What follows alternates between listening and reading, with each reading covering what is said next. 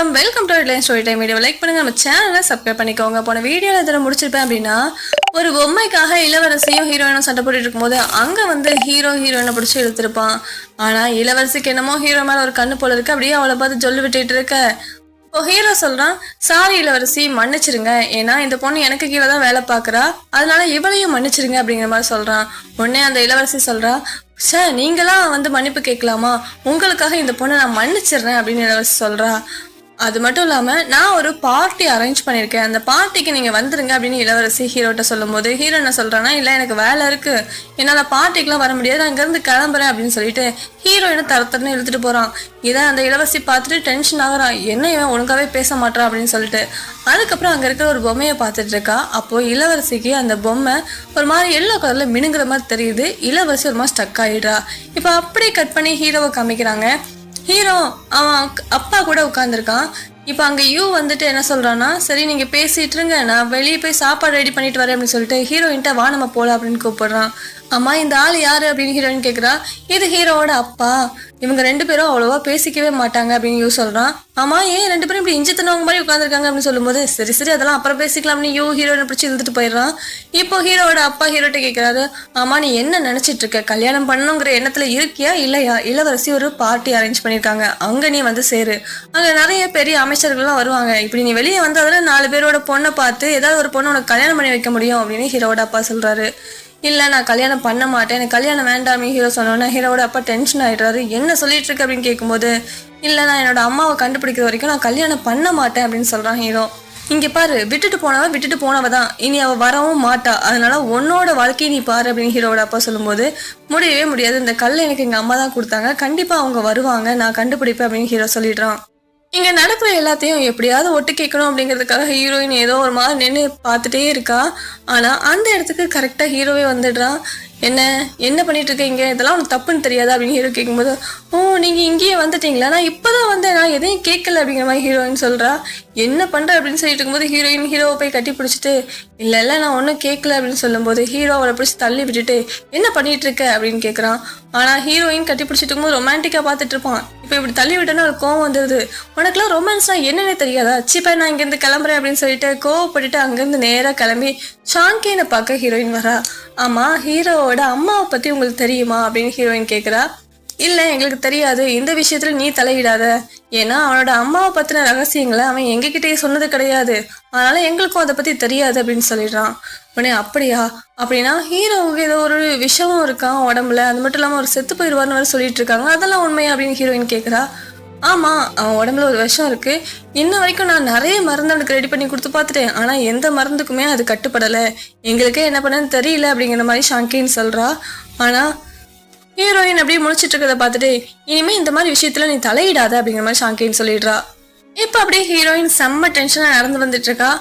என்னப்பா யாருக்கிட்ட கேட்டாலும் அவங்க அம்மாவை பற்றி தெரிய மாட்டேங்குது அப்படின்னு சொல்லி யோசிச்சுட்டே வரும்போது, வாயில நிறைய கூடையா இருக்கு, என்ன கூடை இது அப்படின்னு காலை வச்சு ஒரு எத்துறா. அந்த கூடை கீழே விழுந்ததுக்கு அப்புறம் பார்த்தா அதுக்குள்ள ஒரு பணம் இருக்கு. அதாவது ஹீரோ இப்போ தேடிட்டு இருந்தாலே அவள் 10 நாள் ஒருத்தர் காணும்னு அவரோட பாடி. ஹீரோயின் கத்த ஆரம்பிக்கிறா. இப்போ ஹீரோ அப்படியே அந்த டெட் பாடியை வச்சு என்ன ஆயிருக்கு அப்படின்னு ஆராய்ச்சி பண்ணிட்டு இருக்கான். அது மட்டும் இல்லாம அந்த ஆளை யாரோ கழுத்து நெரிச்சு கொன்ன மாதிரி இருக்கு. அப்படியே ஹீரோ யோசிச்சுட்டே நிக்கிறான். இப்ப ஹீரோ அப்படியே ஹீரோயினை பார்க்க வரான்.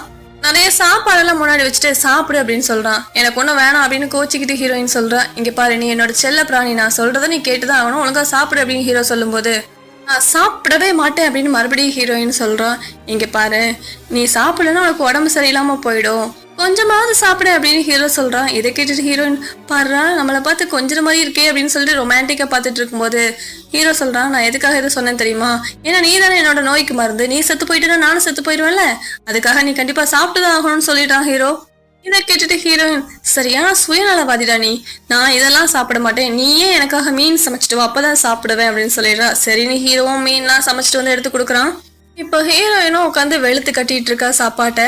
இப்போ அங்கே யூ வரான். இந்த மாதிரி உங்களை பார்க்க இளவரசர் வந்திருக்காரு அப்படின்னு வந்து சொல்றான். சரின்னு ஹீரோவும் ஹீரோயினும் வெளியில வராங்க. ஆனா இளவரசர் நேரா ஹீரோயின் கிட்ட போய் நிறைய ஃப்ரூட்ஸ் கொடுக்குறாரு. உடனே ஹீரோவும் இடையில போய், என்ன விஷயம், நீங்க சொல்லியிருந்தா நானே வந்திருப்பேனே அப்படின்னு கேட்கும்போது இளவரசர் என்ன சொல்றாரு ஹீரோயினை பார்த்து, நான் உன்னை பார்க்க தான் வந்தேன், நீ தானே என்னோட உயிரை காப்பாத்தின, நான் உங்ககிட்ட கொஞ்சம் தனியா பேசணும் அப்படின்னு சொல்லிட்டு இளவரசர் ஹீரோயினை தனியா கூட்டிட்டு போறாரு. இப்ப இளவரசர் ஹீரோயின் கிட்ட என்னை காப்பாத்தினால ரொம்ப தேங்க்ஸ், என்கிட்ட யாருமே இந்த மாதிரி பழகினதெல்லாம் இல்ல, நீ எப்பவுமே என்கிட்ட இந்த மாதிரியே பழகணும், ஓகே தானே அப்படின்னு கேக்குறாரு. உடனே ஹீரோயினும் சிரிச்சுட்டே கண்டிப்பா நான் எப்பவுமே இதே மாதிரி உங்ககிட்ட ஃப்ரெண்டா இருப்பேன் அப்படின்னு சொல்றா. ஆனா இவங்க 2 பேரும் பேசிட்டு இருக்கிறத பார்த்துட்டு அங்க ஹீரோ காண்டாயிட்டு இருக்கான். இதுல வேற ஹீரோவை கூப்பிட்டு அங்க பாருங்க அவங்க 2 பேரும் எப்படி சிரிச்சு சிரிச்சு பேசிட்டு இருக்காங்க அப்படின்னு ஹீரோவை ஏத்தி விட்டுட்டு இருக்கான். இங்க ஹீரோக்கும் அப்படியே அடிவயத்துல இருந்து புகையா வந்துடும் போல, அவ்வளவு டென்ஷன் ஆகுது அவனுக்கு. இப்ப இளவரசர் ஹீரோயின்கிட்ட பேசி முடிச்சதும் இளவரசரை வழி அனுப்பலாம் இல்லைன்னு எல்லாரும் வந்து நிக்கிறாங்க. இப்ப இளவரசர் சொல்றாரு ஹீரோவை பார்த்து, நாளைக்கு பார்ட்டி இருக்கு, என்னோட தங்கச்சி அரேஞ்ச் பண்ணிருக்கான்னு தெரியும்ல, சரி பார்ட்டிக்கு நீயும் வந்துரு, அப்படியே ஹீரோயினை சேர்த்து கூட்டிட்டு வா அப்படின்னு சொல்றாரு. உடனே ஹீரோ சொல்றான், இல்ல எனக்கு நாளைக்கு வேலை இருக்கு, கேஸ் பத்தி வேற விசாரிக்கணும், அதனால என்னால வர முடியாது அப்படின்னு சொல்றான். ஆமா அதுவும் கரெக்டு தான், அதனால நாளைக்கு ஹீரோயின் வந்து நானே கூட்டிட்டு போயிடுறேன் அப்படின்னு இளவரசர் சொன்னதும், இல்ல நாளைக்கு ஹீரோயினுக்கும் வேலை இருக்கு அப்படின்னு ஹீரோ சொல்றான். ஆனா இங்க ஹீரோயின் வாய வச்சுட்டு சும்மா இல்லாம, இல்ல நாளைக்கு எனக்கு வேலையே கிடையாது, எனக்கு லீவு தான் அப்படின்னு சொல்லிடுறா.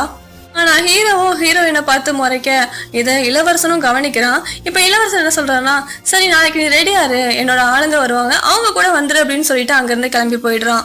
இப்போ ஹீரோ திரும்பி ஹீரோயினோட நெத்திலே ஒரு சுண்டு சுண்டிட்டு கோவத்துல போயிடுறான். உடனே இவவும் ஹீரோயின் கிட்ட வந்து ஹீரோயினோட நெத்தியை தடவி விட்டுட்டு, யாருக்கோ பயங்கரமா எரியுது போல இருக்கு அப்படின்னு சொல்லிட்டு அங்கிருந்து போயிடுறான். ஆனா ஹீரோயினுக்கு மட்டும் தான் ஒண்ணுமே புரியல. இப்ப பார்ட்டி நடக்கிற அடுத்த நாளும் வருது. ஹீரோயின் வர்றா, ஹீரோயின் பின்னாடி ஹீரோவும் வர்றான். உடனே ஹீரோயின் கேட்கிறா, உனக்கு தான் வேலை இருக்கு, கேஸ் இருக்குன்னு சொன்னல, இப்ப மட்டும் எதுக்கு வந்த அப்படின்னு கேட்கும்போது, உன்னை கவனிச்சுக்கதான் நான் வந்தேன், நீ ஒரு மாஸ்டர் ஆச்சு, இங்க இருக்க எல்லாத்தையும் கொண்டு போட்டேன்னா அதுக்கு தான் அப்படின்னு ஹீரோ சொல்றான். இப்ப ஹீரோவை பார்த்ததுமே அந்த இளவரசி வேகமா ஓடி வந்து, நீங்க வருவீங்கன்னு எனக்கு தெரியும், வாங்க வாங்க, சாப்பாடுலாம் பயங்கரமா அரேஞ்ச் பண்ணி வச்சிருக்கேன் வாங்க அப்படின்னு கூட்டிட்டு போறா. அது மட்டும் இல்லாம ஹீரோயின் பக்கத்துல இருக்காளே, அவளை இளவரசி பார்த்துட்டு, இங்க பாரு நீ எல்லாம் உள்ள வரக்கூடாது, ஏன்னா பணியாட்கள்னு தனியா வந்து சமையல் நடத்திட்டு இருக்கு, அங்க அந்த இடத்துக்கு நீ போயிடு, அங்க போய் சாப்பிடு அப்படின்னு சொல்றா. ஆனா ஹீரோ சொல்றான், இல்ல அவ என் கூட வந்திருக்கான்னு சொல்லும் போது, இதை எதையுமே இளவரசி கண்டுக்கிற மாதிரி இல்ல, நீ இங்க இருந்து போ அப்படின்னு சொன்னேன். ஹீரோயினும் சரி எனக்கு என்ன அப்படின்னு கிளம்பி போயிடுறா. ஆனா ஹீரோக்கு தான் என்ன பண்ணன்னு புரியல.